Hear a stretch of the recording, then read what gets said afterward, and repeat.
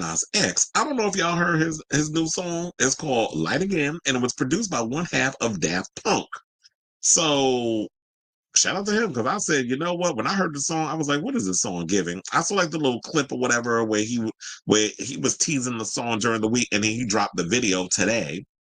Not to say, I was thoroughly impressed with the video, and I liked the song. And I said this from the beginning. Didn't I tell y'all that Lil Nas X need to leave the hip hop alone and kind of go more into a hyper pop, dance pop type of vibe, that's the direction he should go into? And from what I've been hearing with him is that when he moved to New York, I'm like, child, he give me Brooklyn hipster tees. That's basically what that whole vibe of that video was going to give me. Because I was like, if there's anything, if any kind of artist is going to move to New York, where it's really popping in regards to creativity and artistry is Brooklyn.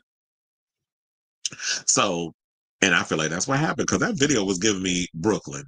So they said earlier, shout out to Stereo Gum for this story. So they said earlier this year, Lil Nas X leaked Light Again on his SoundCloud with an apology to his label. Now, a couple of days ago, he announced that the track is getting an official release and caused some drama along the way by ripping off artwork by an artist I actually like, by the way. I don't know if y'all heard of him, but he's Sega Bodega. He's like a real underground type of artist. I like Sega Bodega stuff. He is in the same vein of, like, speaking of hyperpop, he kind of does that type of genre of sound as well. So they said, so Nazi wrote the following. He said, it just dawned on me how lucky I am to have you and still fuck with me. This is what he wrote. Because I know it isn't always easy. Dream Boy isn't just an album. It's me coping with the loss of what once was and fighting for a new world. I'm so excited to bring you on the journey. Now, for those of you who are not familiar with the tea and regarding like the Sega Bodega situation, whose real name is Salvador Navarrete, he took to Twitter to point out similarities between the Dream Boy artwork and the artwork for Navarrete's 2021 single, Angel on My Shoulder, suggesting that Nazi may have plagiarized his work. Now, of course, you know I come with a receipt. So this is the picture. So obviously you can see on the left is the one with Lil Nas X, and on the right is the one with Sega Bodega. And the funny thing, when I was looking at the video, I was like, sir, you are way too young to be having all these little visuals up in your video, like the old school computer, which my father had one of those when we were growing up, and then the little flip phone and all that. So I'm like, so y'all are giving a nod to the 90s when you were born in the 90s, or was it the 2000s? Or probably late 90s, early 2000s. And it's like, y'all don't know nothing about this era, but y'all up in here giving, incorporating a lot of that visual in your music video. So Sega said the following. He said, not even trying to put a spin on it is where I'm like, yeesh. This is what Sega Bodega wrote. He said, now, when one fan acknowledged that Lil Nas X had posted an Instagram story earlier that day, showing Navarrete's artwork as a reference, but with no explicit credits, Navarrete responded, look, he did credit you in a photo that will disappear in 24 hours forever and no name whatsoever of artist or photographer. Be grateful you lot sound insane. I feel like there was some sarcasm in what he had said.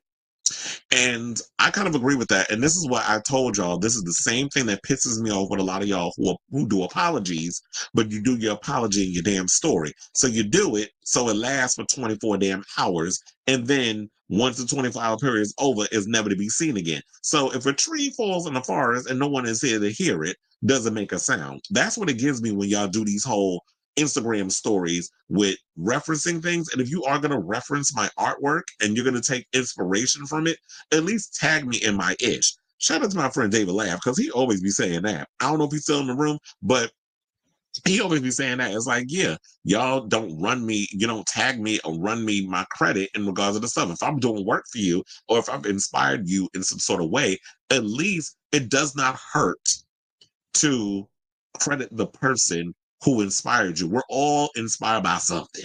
Nothing is new under the sun. So we all find inspiration in things and should give people credit when it comes down to the situation. Now let's speak about the song. So now I do like the song because it's got like a dance vibe to it. And I love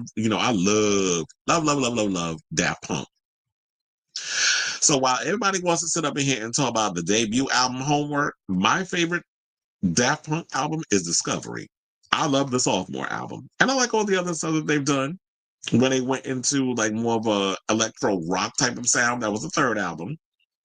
But Discovery will always be my favorite because it's sort of like that French house type vibe, and they were like dabbling into other different genres.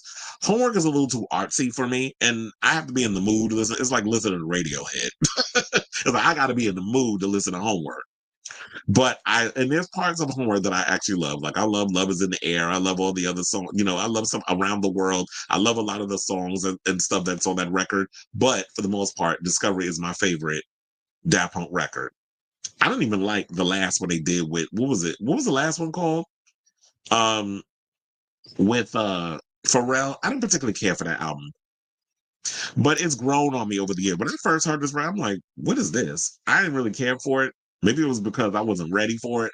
But now listening to the new album, I actually like it. But as far as like the song, I do love um this new song. And I hope that this is the direction that Lil Nas X is going into. Like, don't get me wrong. Like, you could dabble in hip hop and do all that other stuff. But I feel like what Lil Nas X is a pop star. He's not like Lil Boosie. Like, he's not giving us that with his music. Random Access Memories. Thank you. Because I was like, I totally forgot what the name of that album was. And I was like, I don't care. But I do feel like I do, but not I feel like, but I do like this song. And I'm looking forward to hearing what's the rest of the music. And I have to tell you, I'm not really a big Lil Nas X fan. I don't like any of the other previous stuff he put out. But now that you're kind of coming in my wheelhouse, I feel like his rap works for the type of music that I particularly care for. Now the question remains, because you know you had Miss Yuckmouth, Azealia Banks, running her damn mouth to my he fell off. Okay, Azalea, this your move. He played a chess move on you, and you talking about you got new music coming out. So what's good, Miley? Not that I care or what she puts out now. If she does put out a song, I'm gonna listen to it and I'm gonna give my comment because you know, music person. But for the most part, I'm definitely liking what Lil Nas X is putting out so far. So I ask all of you this. What did y'all think of Light Again? Have you heard the new song? What did you think of the song? Are you liking it? Is it a yay or nay? Did you see the video? What are your overall thoughts? Do you like this direction that Lil Nas X is going into it? Should he stick with that? I would definitely love to see him and Troye Sivan do a tour together.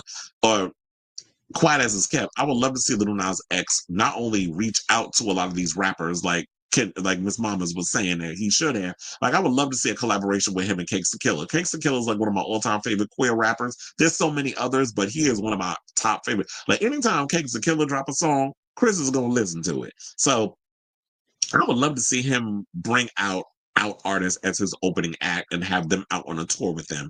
But I'll also see him do something with Troy or somebody of that ilk. But anyway, let me know what you guys think of this story in the comments down below.